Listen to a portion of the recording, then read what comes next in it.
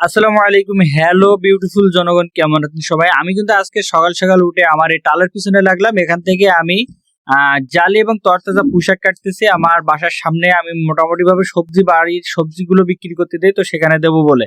তো দেখেন আমি মোটামুটি এক আটি মানে 600-700 গ্রামের মতন পুঁইশাক এখান থেকে কেটে নিয়ে থেকে সকালবেলা টাটকা একবারে জালি পুঁইশাক কাটলাম। তো এটা এখন আমার দোকানের সামনে বিক্রি করার জন্য। আমার বাসার সাথে ছোট একটা সবজি খামার আছে। সবজি খামারে থেকে আমি টুকটাক সবজি উঠাই, সেগুলো বাড়ির সামনে বা আমার দোকানের সাথে বিক্রি করার জন্য দিই। পাইকারিভাবে খুব কমই দিই, খুচরা গ্রামের মানুষের জন্য।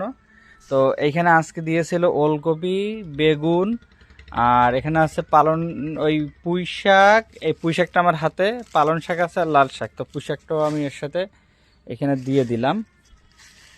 তো একবারে পিওর টাটকা সবজি। টাটকা সবজি পেতে অবশ্যই সকাল সকাল চলে আসবেন আমার সাথে।